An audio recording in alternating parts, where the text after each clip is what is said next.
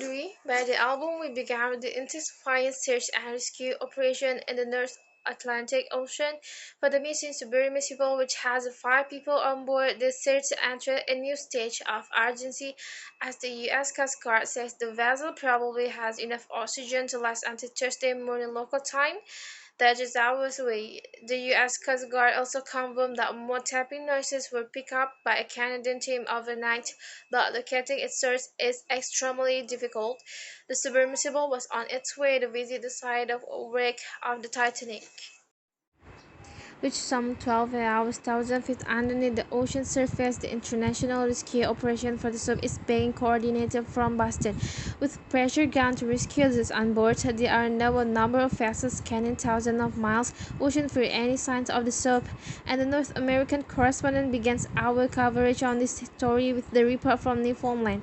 Everything possible is being used to try and find the missing submersible. These are the first images of the complicated international hunt unfolding in the Atlantic Ocean on more than 4,000 miles from the coast. It's now entering the most critical day. The sub, which is the size of the Enfield, needs to be found before oxygen runs out of the men on board. But there's how more noises have been When heard. you're in the middle of a search and rescue case, you always have hope. That's why we're doing what we do. With respect to the noises specifically, we don't know what they are, to be frank with you. The good news is, what I can tell you is we're searching in the area where the noises were detected, and we'll continue to do so. At that depth, radio.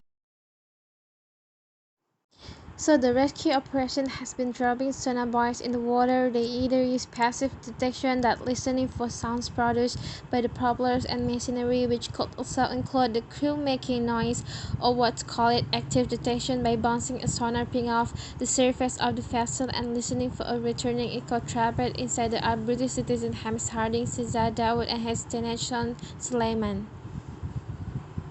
And his teenage son, Suleiman.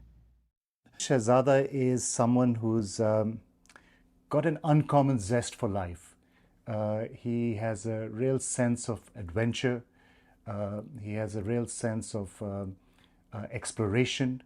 In fact, he has a passion for exploration. Also on board is a French veteran diver, Paul-Henri Nargeolet, and Stockton Rush, the head of the firm behind the expedition to the bottom of the sea.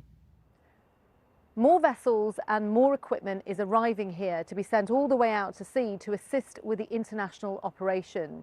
Officials here still consider this a search and rescue mission, but there's less than half a day's worth of oxygen left inside that vessel.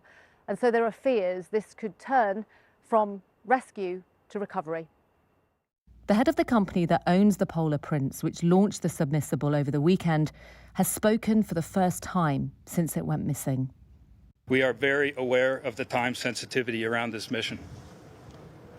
Our crews and onshore team are experts in their fields and will continue to support this effort in every way we can. We remain focused on contributing to the search for the Titan crew and continue to hold out hope that they will be located and brought home safely. The reality of what could happen is lost on people here as one is buried, but it is like trying to find a missing spaceship on the far side of the moon, even if the sub is found in the time. Rescuers that have to somehow to get the man out of 70 Naomi Iqbal, BBC News St. John's in the Newfoundland. Dwi Asmia Putri, BBC. See you.